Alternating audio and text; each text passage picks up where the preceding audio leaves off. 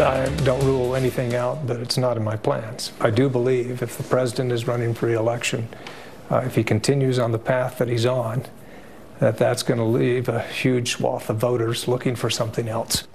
Outgoing Republican Senator Jeff Flake of Arizona, not a fan of the president, firing a warning shot across his bow, suggesting Mr. Trump is leaving himself open to a GOP primary challenger if he seeks re-election in 2020. Let's bring in our political panel. Kelly Cohen, reporter for the Washington Examiner, and Robin Byro, former regional field director for the Obama campaign and a Democratic strategist. Good to see you both. Merry Christmas.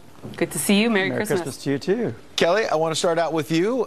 It sounds to me it's not really a surprise that Jeff Flake is not a fan of the president. But does he have a point that the president may be facing a challenger?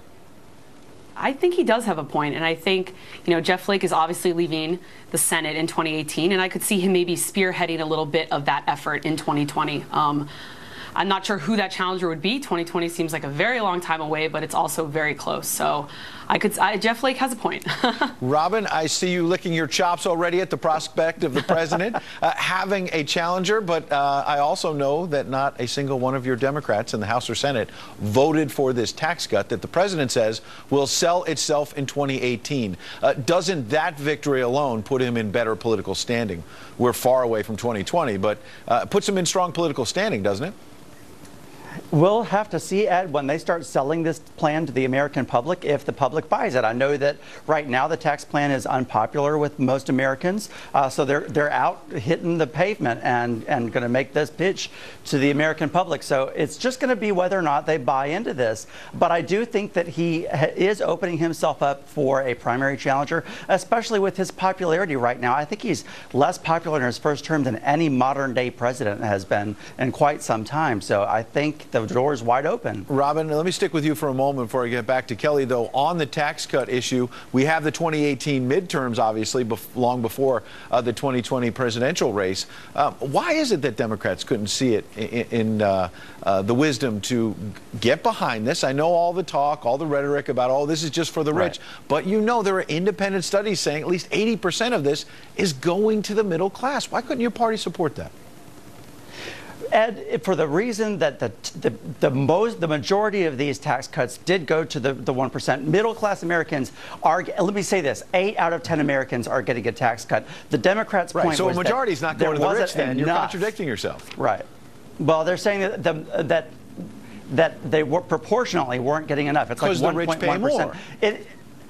Well, that's true, but for your middle-class Americans, they're going to see a savings of about $15 per paycheck. Democrats were just saying that's not enough. That wasn't what he said on the campaign trail.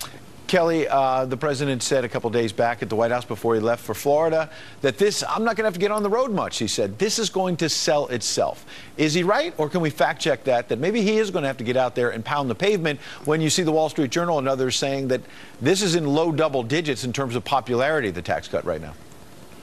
I think he can benefit from getting out and, quote, pounding the pavement for sure. But the minute you hear more money in your paycheck, I think the average American is going to be happy. They're going to take the president at his word. He delivered on a major promise before he left for, the Winter White House down here in Palm Beach. So I can see him doing a little bit of the pounding the pavement, but I also think Americans are just going to see that money in their bank account and hope and approve of it. Let's switch over to the Democratic side, because I got a soundbite I want my buddy Robin to hear all about. Here's Joe Biden.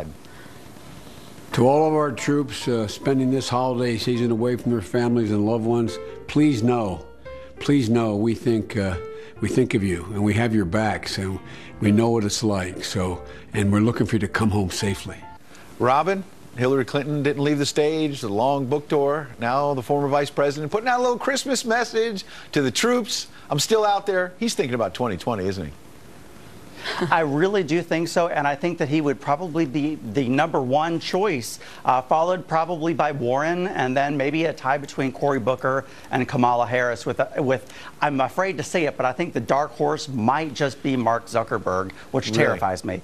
Well, what about Bernie Sanders, though? You left him out. Democrats don't like to talk about him, but he did very well against Hillary Clinton in the primaries, #1. And #2, I get that they're very early, but Bernie Sanders is on top of some of the early polls because the left in your party wants him. They do, and make no mistake about it, but he's not a Democrat.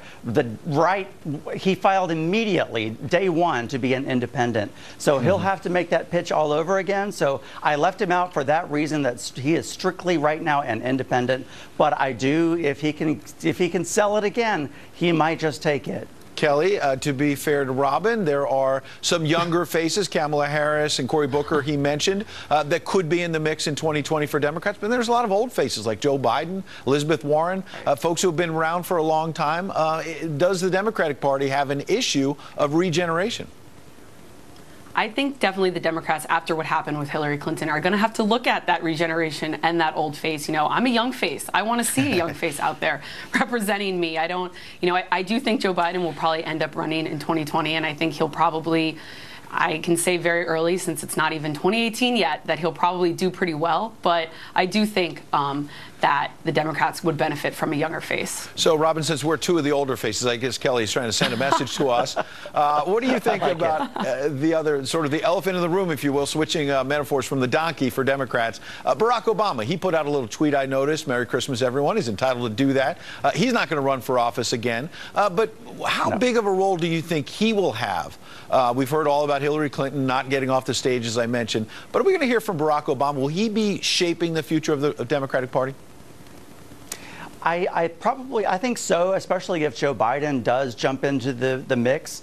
And I would really like to see the Biden-Obama. You know, I really used to love those memes. I think they could maybe have a lot of fun with that. Kelly, isn't there a sense of regret for Joe Biden then, though? He was the sitting vice president. There are a lot of Republicans who didn't like Barack Obama, but the party's base loved him. And you had a sitting vice president who thought Hillary Clinton's got everything.